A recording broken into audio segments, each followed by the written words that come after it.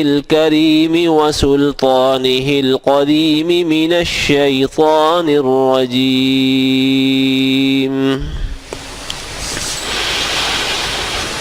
فالذين آمنوا به وعزروه ونصروه واتبعوا النور الذي أنزل معه أولئك هم المفلحون۔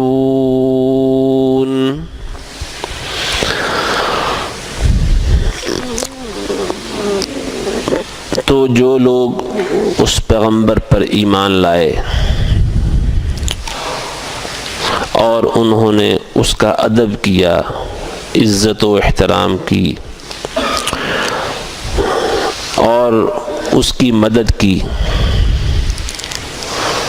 اور جو نور اس کے ساتھ اتارا گیا اس کی پیروی کی، وہی لوگ فلاح پانے والے، کامیابی حاصل کرنے والے ہیں۔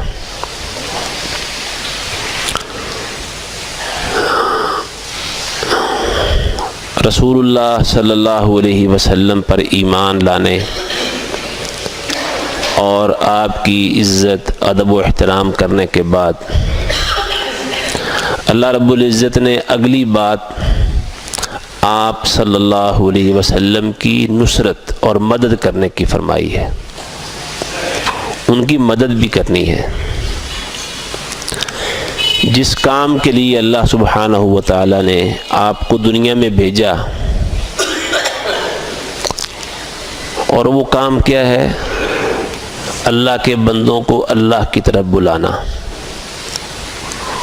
ادع الی سبیل ربک بالحکمت والموعظۃ الحسنہ، بندوں کو ان کے رب کی طرف بلاؤ، اپنے رب کے راستے کی طرف بلاؤ۔ قل هذه سبیلی ادعو الی اللہ، کہہ دو میرا تو راستہ ہی یہ ہے، سبیلی میرا راستہ۔ کیا مطلب؟ کہ میری رسالت اور بعثت کا اولین مقصد ہی یہ ہے، اسی راستے پر میں چلتا رہوں۔ ادعو الی اللہ، کہ میں نے لوگوں کو اللہ کی طرف دعوت دینی ہے، بلانا ہے۔ اور اللہ نے واضح کر دیا کہ یہ دعوت، دین حق کی دعوت، ہدایت جو رسول اللہ صلی اللہ علیہ وسلم کو ملی اور جس کے ساتھ آپ مبعوث ہوئے، اللہ نے اس دعوت کو، اس دین کو باقی سارے دینوں پر غالب کرنا ہے۔ لیکن اس کا آغاز دعوت سے ہوا ہے۔ یا ایھا المدثر قم فانذر، اے چادر اوڑھ کے لیٹنے والے اب کھڑے ہو جاؤ، تم لوگوں کو اپنے رب سے ڈراؤ۔ اب لیٹ رہنے اور آرام کرنے کا وقت گزر گیا، کھڑے ہو جائیں۔ چنانچہ رسول اللہ صلی اللہ علیہ وآلہ وسلم پھر ایسے کھڑے ہوئے کہ پھر قیام ہی رہا۔ اللہ کی مخلوق کو اللہ کی طرف بلانے میں نبی مکرم صلی اللہ علیہ وسلم نے کوئی لمحہ ضائع نہیں کیا، کوئی موقع ضائع نہیں کیا۔ دن، دوپہر، رات، آدھی رات ڈرایا، اللہ کی توحید کا پیغام دیا، آخرت پر ایمان کی دعوت دی، شرک کی قباحت، اس کی خباثت لوگوں پر واضح کی، اور پھر کھڑے ہی رہے، بیٹھے نہیں۔ پھر دعوت دینا، اللہ کی طرف بلانا اور اللہ ہی کی طرف بلانا ہر دم۔ یا ایھا الناس قولوا لا الہ الا اللہ، لوگو لا الہ الا اللہ پڑھ دو، کہہ دو کہ اللہ کے سوا کوئی الہ برحق نہیں۔ وما ارسلنا من قبلک من رسول الا نوحی الیہ انہ لا الہ الا انا فاعبدون۔ اے پیغمبر سارے نبیوں کو اسی پیغام کے ساتھ بھیجا تھا کہ لوگوں کو کہیں، انہیں ان کے رب کا پیغام سنائیں کہ اللہ کے سوا کوئی الہ نہیں، لہٰذا اے لوگو تم سارے کے سارے اس اللہ کی، اکیلے رب کی عبادت کرو۔ تو آپ دعوت کے لیے لوگوں کو اللہ کی طرف بلانے کے لیے مبعوث ہوئے، اور اس دعوت دینے میں نبی علیہ الصلوۃ نے کوئی موقع، کوئی مرحلہ ضائع نہیں کیا۔ تو نبی علیہ الصلوۃ کی پھر نصرت کیا ہوئی، مدد کیا ہوئی؟ یہ مکی صورت ہے، سورہ الاعراف، آیت نمبر 157۔ ظاہر مکہ مکرمہ میں ابھی وہ جہاد و قتال کا دور تو شروع نہیں ہوا تھا، ابھی تو نصیحت تھی زبان کے ساتھ، انذار، ڈرانا، خبردار کرنا، دعوت دینا، ان کی کڑوی کسیلی باتیں جھیل کر برداشت کر کے پھر بھی ہمدردی اور خیر خواہی کرتے رہنا، افہام و تفہیم سے کام لینا، ان کے جبر و تشدد اور ظلم و ستم کو برداشت کرتے چلے جانا، نہ زبان سے کوئی بات کہنی ہے، نہ ہاتھ اٹھانا ہے، حتیٰ کہ بد دعا تک بھی نہیں کرنی۔ خباب بن ارت رضی اللہ تعالی عنہ نے یہ بات عرض کی تھی، صحیح بخاری میں حدیث، اے اللہ کے نبی، الا تستنصروا لنا، آپ ان کے خلاف اللہ کی مدد طلب نہیں کریں گے؟ الا تدعوا اللہ لنا، کیا آپ ہمارے حق میں اللہ سے دعائیں نہیں کریں گے؟ تو مسلمانوں کے حق میں جو کفار کے ستم رسیدہ اور ستم خوردہ تھے، ان مسلمانوں کے حق میں دعا کرنے کا مطلب کیا ہے؟ یا اللہ، یہ کافروں کو تو آڑے ہاتھوں لینا، یہ تیرے بندوں کو بڑا ستا رہے ہیں، اذیتوں سے دوچار کر رہے ہیں، یا اللہ سنبھال ان کافروں کو۔ یہی تھی نا دعا مسلمانوں کے حق میں۔ آپ نے فرمایا خباب جلدی کر رہے ہو، جلدی نہ کرو تم، اللہ اپنی مدد اور نصرت کے وعدے پورے کرے گا۔ تو بد دعا بھی نہیں کرنی، سب کچھ جھیل رہے ہیں، برداشت کر رہے ہیں اور دعوت دیے چلے جا رہے ہیں۔ کافروں کا انکار، ان کی ضد، ان کی ہٹ درمی، ان کا تکبر اور مسلمانوں پر تشدد، اذیتیں دینا، یہ بڑھتا چلا جا رہا ہے، بڑھتا چلا جا رہا ہے۔ اور کیا مجال ہے کہ رسول اللہ صلی اللہ علیہ وسلم نے دعوت کا عمل کسی موقع پر موقوف کیا ہو؟ کافروں کی تکلیفوں اور اذیتوں سے گھبرا کر، پریشان ہو کر آپ صلی اللہ علیہ وسلم نے اپنا کام مؤخر اور ملتوی کیا ہو؟ نہیں، کوئی موقع ضائع نہیں جانے دیتے تھے، بلکہ مواقع تلاش کرتے رہتے تھے، مواقع تلاش کرتے۔ ابو جہل کے پاس بھی چلے گئے، جو سب سے بڑا متکبر انسان تھا دعوت اسلامیہ کے مقابلے میں۔ نبی کریم صلی اللہ علیہ وسلم کو اذیتیں دینے میں نمبر اول، آپ اسے بھی رات کے وقت جب سخت قسم کی اندھیری، بارش و طوفان تھا، اور اس وقت جب یہ کڑاکے پڑتے ہیں بجلی کے تو دل سہم جاتا ہے، ڈر جاتا ہے، انسان گھبرا جاتا ہے۔ طوفانی ہوائیں، زور کی بارش، گرد اور چمک کی شدت ہو تو انسان پگھل جاتا ہے اندر، اور کئی دفعہ اتنے زور کی آواز ہوتی ہے کہ دل دہل جاتا ہے۔ نبی کریم صلی اللہ علیہ وسلم اس عالم میں رات کے پچھلے پہر یا آدھی رات کے قریب آپ جا کے ابو جہل کا دروازہ کھٹکھٹاتے ہیں۔ شاید اس وقت کی بات، رات کا پچھلا پہر ہے، ابو جہل کے دل پر یوں جا کے لگے جیسے تیر نشانے پہ لگتا ہے۔ مواقع تلاش کرتے تھے آپ صلی اللہ علیہ وسلم۔ مکہ والے جب دیکھا کہ زمین بڑی سخت واقع ہوئی ہے، یہاں ایمان و توحید کی فصل تیار ہونا بڑا مشکل ہے، آپ نے طائف کا رخ بھی کر لیا کہ طائف تو باغات کی سرزمین ہے، نرم زمین ہے، شادابی ہے، سرسبز زمین ہے، شاید لوگوں کے دل بھی اسی طرح کے نرم واقع ہوں، لیکن وہاں جو صورتحال پیش آئی وہ آپ اور میں جانتے ہیں۔ پھر آپ وہاں سے واپس مکہ آ گئے، ہمت نہیں آ رہے، پیچھے نہیں ہٹے، پسپائی اختیار نہیں کی، دعوت دیے چلے جا رہے، دے رہے ہیں، جان کو خطروں میں خطرات ہیں، لیکن رسول اللہ صلی اللہ علیہ وآلہ وسلم اللہ کا کام کیے چلے جا رہے ہیں۔ کیا آپ کے قریبی، آپ کا اپنا خاندان بنو ہاشم اور کیا قریش کے دوسرے خاندان اور ان کی شاخیں اور دوسرے تیسرے باہر سے مکہ آنے والے حج اور عمرے کے لیے یا دیگر مقاصد کے لیے کوئی میلے ٹھہرے لگتے، رسول اللہ صلی اللہ علیہ وسلم تیار رہتے اور ہر موقع سے پورا فائدہ اٹھانے کی کوشش کرتے۔ تو اللہ کہتا ہے میرے نبی کی مدد کی بات، اس کی مدد کی، رسول اللہ صلی اللہ علیہ وسلم کی مدد کرنا کیا ہے؟ جو دعوت دے کے آپ کو بھیجا گیا، مبعوث کیا گیا، وہ دعوت، اس کا بوجھ اپنے کندھوں پہ محسوس کرنا، اٹھانا، اور آپ کی طرف سے داعی مبلغ بن جانا، یہ آپ کی نصرت ہے۔ آپ امر بالمعروف اور نہی عن المنکر کرتے تھے، اللہ نے حکم دیا وَأْمُرْ بِالْعُرْفِ، نیکیوں کا حکم دو، وَأْمُرْ أَهْلَكَ بِالصَّلَاةِ، اپنے گھر والوں کو نماز کا حکم دو، اُتْلُ مَا أُوحِیَ إِلَيْكَ مِنَ الْكِتَابِ وَأَقِمِ الصَّلَاةَ، آپ نیک کام کرتے، نیکیوں کا حکم دیتے، برائیوں سے رکتے، برائیوں سے منع کرتے۔ یہی آپ صلی اللہ علیہ وسلم کی ساری جد و جہد کا خلاصہ دعوت اللہ ہے۔ اور یہ جو جہاد و قتال ہے یہ بھی لا الہ الا اللہ کے لیے تھا، امرت ان اقاتل الناس حتی یشہدوا ان لا الہ الا اللہ، میرے قتال کا مقصد یہ ہے کہ لوگ لا الہ الا اللہ کی شہادت دے دیں۔ جو افہام و تفہیم کے ذریعے لا الہ الا اللہ کی طرف آتا ہے وہ افہام و تفہیم کے ساتھ آ جائے، اور جو اس راستے میں رکاوٹیں ڈالتا ہے اس رکاوٹ کو دور کرنے کے لیے قتال و جہاد کا حکم ہے۔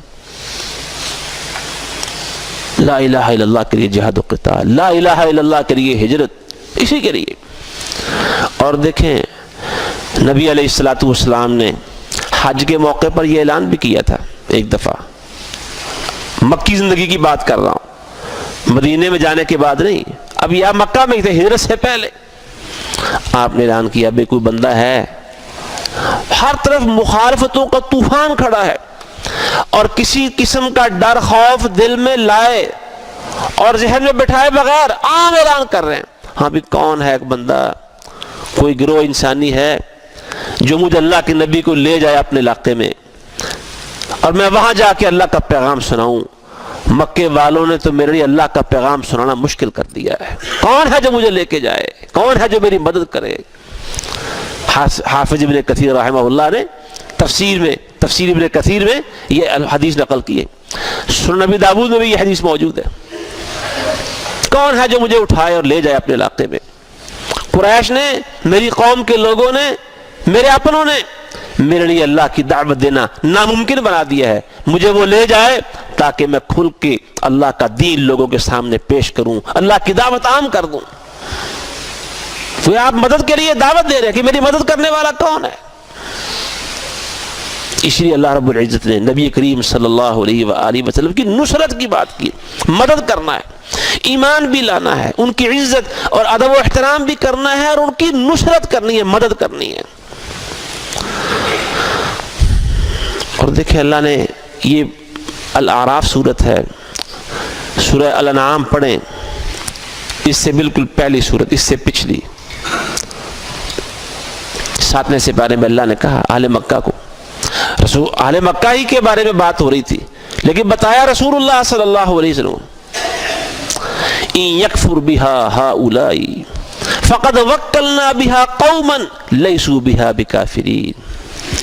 اے پیغمبر صلی اللہ علیہ وآلہ وسلم، یہ اہل مکہ کا آپ کی دعوت سے انکار کرنا، آپ کے مقابلے میں تکبر اور پھر آپ پر اور آپ کے ساتھیوں پر تشدد کرنا، ظلم اور ستم ڈھانے، قیامت خیز قسم کی آزمائشوں سے دوچار کرنا، اگر یہ اسی طرح رہتے ہیں اور آپ کی دعوت کا مسلسل انکار کیے چلے جاتے ہیں، یہ اولین مخاطب کون؟ اولین کہ اللہ نے انہی کے بارے میں کہا تھا هو الذی بعث فی الامیین رسولا منہم، جن میں سے رسول اللہ صلی اللہ علیہ وسلم مبعوث ہوئے، اور اگر وہ یہ بات پسند کرتے تو پوری دنیا کے سامنے کہہ سکتے تھے کہ ہمارا یہ اعزاز، ہمارا یہ فخر اور خصوصی یہ تو امتیاز ہے کہ اللہ نے ہم میں سے اپنا آخری نبی رسول بھیجا ہے، یہ امتیاز لے سکتے تھے لیکن انہوں نے اس امتیاز سے انکار کر دیا۔ جس قوم سے اللہ نے اپنا آخری پیغمبر چنا، جس قبیلے اور خاندان سے، وہ اللہ کے نبی کو جھٹلا رہا ہے۔ تو اللہ فرماتا ہے اگر یہ انکار کرتے رہیں گے تو پھر کوئی بات نہیں ہے، پیغمبر گھبرانے کی ضرورت نہیں ہے۔ فقد وکلنا بها قوما لیسوا بها بکافرین، ہم نے ان کے لیے ایک ایسی قوم پھر مقرر کر رکھی ہے جو اس کا انکار بالکل نہیں کریں گے۔ چنانچہ آپ نے جب اعلان کیا تو قلب سلیم والوں نے وہ اعلان قبول کر لیا۔ اوس اور خزرج نے رسول اللہ صلی اللہ علیہ وآلہ وسلم کی یہ دعوت، آپ کی یہ پکار اپنے دل پہ بٹھا لی۔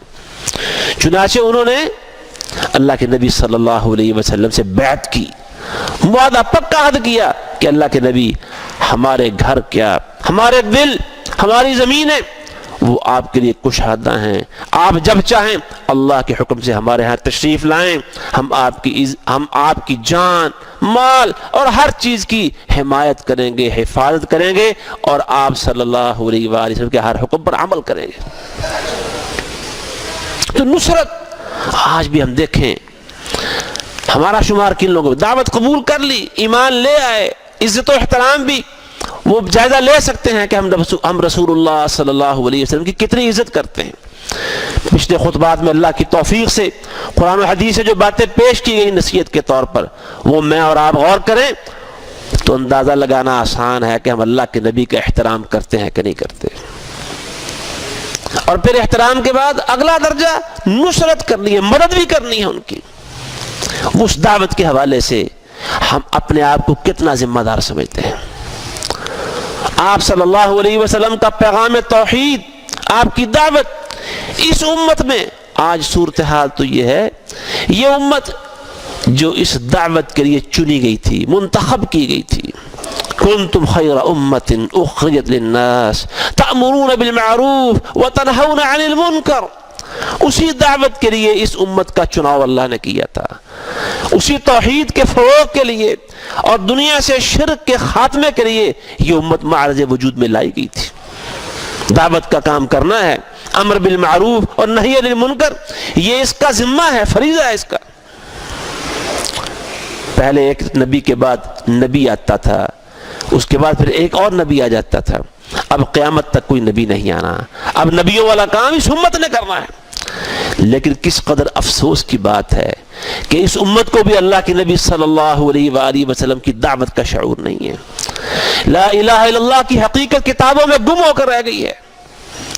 محمد الرسول اللہ صلی اللہ علیہ وآلہ وسلم کہنے کا تقاضا یہ کتابوں کی زینت ہے، عملی زندگی اس کے مقابلے میں اندھیروں میں نظر آ رہی ہے۔ تو یہ دعوت تو پہلے ہم نے خود سمجھنی اور اس امت کے اندر بھی پھیلانی ہے، دوسری قوموں تک پیغام لے کے جانا تھا۔ تو بات دور نہ نکل جائے، ہم باہر کی دنیا کی بات نہیں کر رہے، ہم جو مخاطب ہیں ایک دوسرے کے ساتھ، میں آپ کو دیکھ رہا ہوں، آپ مجھے دیکھ رہے ہیں، آپ میری گفتگو سن رہے ہیں، میں آپ سے بات کر رہا ہوں، ہم سوچیں اللہ کے نبی صلی اللہ علیہ وسلم کی نصرت، آپ کی دعوت کے حوالے سے اپنی ذمہ داری کا احساس مجھے اور آپ کو کتنا ہے، کیا ہمارا کردار ہے۔ وہ صحابہ کرام رضوان اللہ علیہ اجمعین جو آپ پر ایمان لا رہے تھے، ایمان لانے والے دن سے اور اسی لمحے اور مرحلے سے لے کر وہ تو آپ کی نصرت میں کھڑے ہو جاتے تھے۔ ابو ذر غفاری رضی اللہ عنہ ابھی کلمہ پڑھا، 3 دن ہو کے مکہ میں رہ رہے ہیں، 3 دن، اور ایک خوف کا عالم، سناٹا، انتہائی پریشانی کا دور۔ ایک شخص روزانہ انہیں اجنبی اور مسافر سمجھ کے بیت اللہ کے پاس ہو کے وہ دیکھتا ہے، ایک شخص لا کے کھانا کھلا دیتا ہے، 3 دن کھانا کھلایا، تعارف نہیں ہوا، دل میں خیال آیا کہ یہ شخص جو مجھے کھانا کھلا رہا ہے، اتنے بڑے شہر میں سے ایک آدمی، یقیناً یہ بڑا کوئی با اخلاق آدمی ہوگا، اس سے میں اپنے دل کی بات کر سکتا ہوں۔ پوچھا بھی میں مکہ اس لیے آیا ہوں، مجھے پتہ چلا ہے یہاں ایک محمد نامی شخص ہے اور وہ نبوت کا اعلان کر چکا ہے، میں اس سے ملنا چاہتا ہوں، یار میری مدد کرو۔ تعارف کرنے پر پتہ چلا کہ یہ علی المرتضیٰ رضی اللہ تعالیٰ عنہ ہے، رسول اللہ صلی اللہ علیہ وآلہ وسلم کے چچا زاد، اور کہا کہ میرے پیچھے چلتے آؤ، حالات خراب ہیں، بس جس گھر کی طرف اشارہ کروں اس گھر میں اندر چلے جانا۔ رسول اللہ صلی اللہ علیہ وآلہ وسلم کی ملاقات ہوئی دار ارقم میں، ارقم بن ابو الارقم کے گھر میں رسول اللہ صلی اللہ علیہ وسلم سے ملاقات ہوئی، کلمہ پڑھ لیا، اسلام کی سچائی، حقانیت و صداقت دل میں اتر گئی۔ اور عرض کرتے ہیں اللہ کے نبی صلی اللہ علیہ وسلم مجھے اجازت دیں کہ میں قریشیوں کے مجمع عام میں جا کے یہ کلمہ توحید پڑھنا چاہتا ہوں۔ نبی علیہ السلام نے فرمایا کہ اے پیارے ابو ذر، حالات بڑے خراب ہیں، ان کی سنگینی کا، تم باہر سے آئے ہو نا، ظاہر اجنبی تھے، اور یہاں کی سنگینی جتنی رسول اللہ صلی اللہ علیہ وسلم جانتے تھے واقعی ابو ذر نہیں جانتے تھے، اور خیال تھا کہیں یہ نہ ہو کہ ابھی کلمہ پڑھا ہے، کمزور ہے اور مکہ والوں کی ماریں سہ نہ سکے۔ آپ نے رحم دلی کے ساتھ کہا کہ ابو ذر ابھی حالات ایسے نہیں ہیں۔ عرض کی رہی اللہ کے رسول مجھے آپ اجازت دیں، میرا جی چاہتا ہے یہ روشنی جو اللہ نے میرے سینے میں اتاری ہے میں اس کا اعلان کروں۔ آپ نے پھر سمجھایا، انہوں نے تیسری مرتبہ جب اجازت مانگی آپ صلی اللہ علیہ وسلم نے اجازت دی، اور قریشیوں کے مجمع میں جا کے بلند آواز سے پکارتے ہیں اشہد ان لا الہ الا اللہ واشہد ان محمد رسول اللہ صلی اللہ علیہ وسلم۔ اور یہ اعلان کرنا کوئی ان کو چڑھانے کے لیے نہیں تھا کہ چڑھیں گے اور بڑھیں گے، آگ بگولا ہوں گے، ہم تماشا دیکھیں گے، یہ مقصد نہیں تھا۔ یہ اعلان کرنا اصل میں آپ صلی اللہ علیہ وسلم کی دعوت کو فروغ دینا تھا، آپ کی نصرت اور مدد کرنا تھا کہ اللہ کے نبی اس دعوت کے اظہار میں اور حق کی تبلیغ میں آپ اکیلے نہیں ہیں، آپ کے غلام بھی آپ کے ساتھ ہیں۔ اور قرآن یہی تو کہتا ہے قل هذه سبیلی ادعو الی اللہ علی بصیرۃ انا ومن اتبعنی، میرا اور جو بھی میرا پیروکار ہے، جو میرا امتی ہے، جس نے میرے پیچھے چلنے کا عزم کر لیا ہے، اس کا راستہ یہ ہے کہ لوگوں کو اللہ کی طرف دعوت دیتے چلے جائیں۔ کیا خیال ہے ہم آپ کے پیروکار ہونے کے دعوے دار ہیں کہ نہیں ہیں؟ جی دعوت تو ہے نا، ہم رسول اللہ کے پیروکار ہیں۔ کوئی انکار کر سکتا ہے؟ کوئی کلمہ پڑھنے والا مسجد میں بیٹھے ہوئے میں سے اور بازاروں میں گھومتے پھرتے، ابھی تک دکانوں میں بیٹھے ہوئے، ورک شاپیں چلاتے ہوئے، وہ کاروبار کے پہیے کو وہ گھماتے ہوئے، کوئی کہہ سکتا ہے رمضان آئے روزہ نہ رکھنے والے، نمازیں نہ پڑھنے والے، مسجدوں میں نہ آنے والے اگر مسلمانی کا دعویٰ ہے، کوئی کہہ سکتا ہے کہ نہیں میں ان کا پیروکار نہیں ہوں؟ کوئی نہیں کہہ سکتا۔ تو ہر آپ کا پیروکار قرآن کی آیت کے مطابق وہ اللہ کی طرف دعوت دینے والا ہے۔ ہر امتی آپ صلی اللہ علیہ وسلم کی غلامی کا جو اپنے اندر خیال رکھنے والا ہے وہ داعی اللہ ہے، اس کی ذمہ داری ہے۔ تو اس لیے لا الہ الا اللہ پڑھا جا کے کافروں کے سامنے، ان کا تماشا دیکھنا مقصد نہیں تھا، دیکھتے ہیں کیا کرتے ہیں۔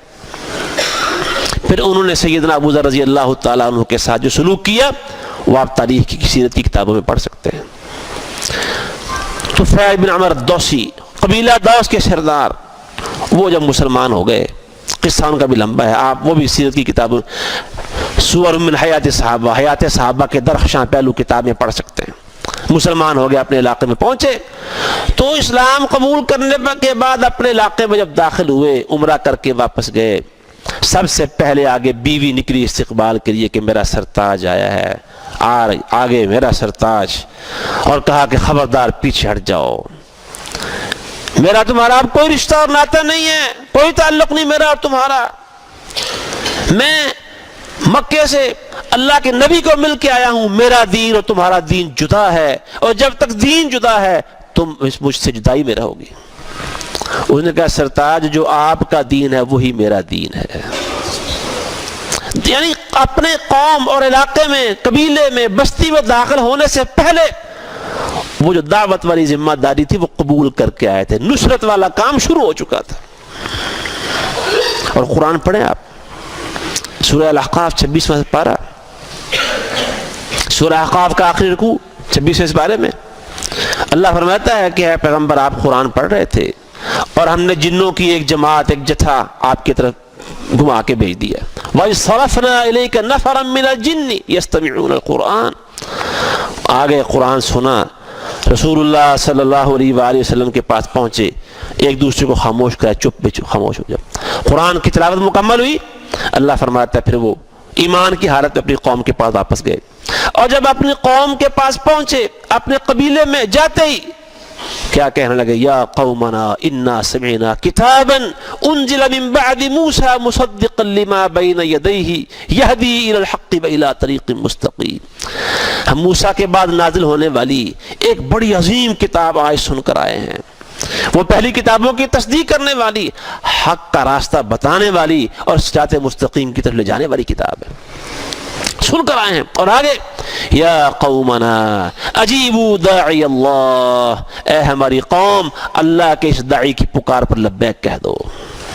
ایک دفعہ قرآن سنا ہے, ایک ہی دفعہ, اور وہاں سے قرآن سن کے ایمان لا کے واپس لوٹتے ہیں تو داعی اللہ بن کے لوٹے ہیں. یا قومنا اجیبوا داعی اللہ وآمنوا بہ یغفر لکم من ذنوبکم. اس اللہ پر ایمان لاؤ گے نا, اللہ تمہارے گناہ بخش دے گا. وَيُجِرْكُم مِّنْ عَذَابٍ عَلِيمٍ, اور تمہیں عذاب علیم سے اللہ پناہ دے دے گا. یہ تو دعوت تھی کہ قبول کر لو اس کی پکار, اس کی دعوت اپنے دل میں بٹھا لو. اور ساتھ ہی تنبیہ بھی کر دی, وَمَن لَا يُجِبْ دَاعِيَ اللَّهِ فَلَيْسَ بِمُعْجِزٍ فِي الْأَرْضِ. اور جو اللہ کی اس داعی کی پکار پر لبیک نہیں کہے گا وہ اللہ کو زمین میں عاجز نہیں کر سکتا, اللہ کو ہرا نہیں سکتا, اللہ سے بازی جیت نہیں سکتا. ڈرا بھی دیا, ساتھ دعوت بھی دے دی, ڈرا بھی دیا کہ اگر نہیں مانو گے تو اس کا کوئی نقصان نہیں کرو گے, اپنے نقصان کرو گے. ابھی پہلی ایک ہی نشست ہوئی نا رسول اللہ صلی اللہ علیہ وسلم کے ساتھ, ایک ہی ملاقات ہوئی, قرآن سنا, دل کی کایا پلٹ گئی اور واپس لوٹے تو داعی بن کر واپس لوٹے. یہ نصرت ہے رسول اللہ صلی اللہ علیہ وسلم. ہم کہاں ہیں, یہی تو سوال ہو رہا تھا. آپ کی نصرت میں ہمارا کردار کیا ہے؟ اور آپ صلی اللہ علیہ وسلم کی یہ نصرت صرف آپ کی زندگی مبارک تک نہیں تھی. آپ نے خطبہ حجۃ الوداع کے موقع پر لوگوں سے پوچھا ہے, لوگوں کیا میں نے تمہیں اللہ کا پیغام پہنچا دیا ہے؟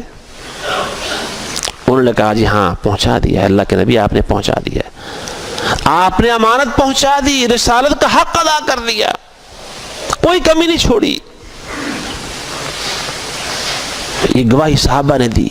اور رسول اللہ صلی اللہ علیہ وسلم نے اللہ کے ہاں کو اپنا دعویٰ نوٹ کروانے کی بجائے یا اللہ میں نے پہنچا دیا یہ نہیں کہا, آسمان کی نگاہ بلند کی, انگلی بھی اٹھائی اور لوگوں کی طرف بھی اشارہ کی, یا اللہ گواہ ہو جا یہ تیرے بندے کہہ رہے ہیں کہ پیغام پہنچا دیا ہے.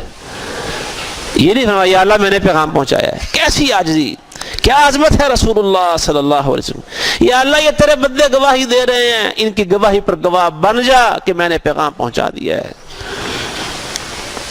اور پھر آپ صلی اللہ علیہ وسلم اس کے بعد جب اقرار ہو گیا کہ پیغام پہنچا دیا ہے, پھر آپ نے فرمایا الا فلیبلغ الشاہد الغائب, اور جس نے آج اب حاضر ہو کے پیغام سن لیا ہے وہ آئندہ جن جن تک یہ پیغام نہیں پہنچا, جو آج نہیں آئے ان تک میرا پیغام پہنچاتے رہنا.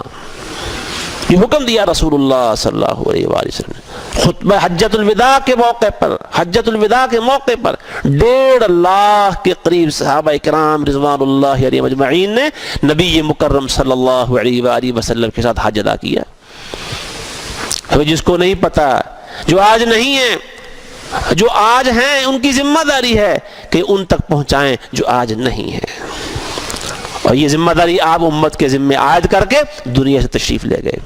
کہاں کھڑے ہیں میں اور آپ اس دعوت کے حوالے سے؟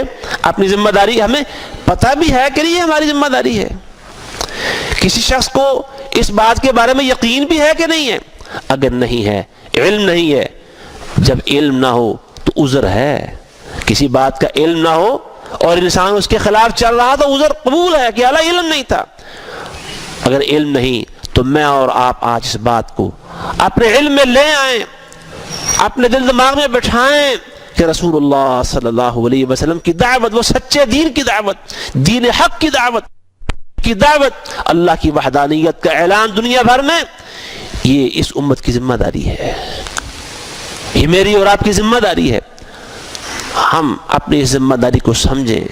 رسول اللہ صلی اللہ علیہ وآلہ وسلم کی نصرت کے حوالے سے جن کو پہلے پتہ ہے وہ بھی سوچیں میں کیا کر رہا ہوں, میری زندگی میں کتنا ٹائم اس کام کے لیے وہ وقف ہو چکا ہے, اور میرا سرمایہ کتنا ہے جو دعوت اللہ کے لیے صرف ہو رہا ہو.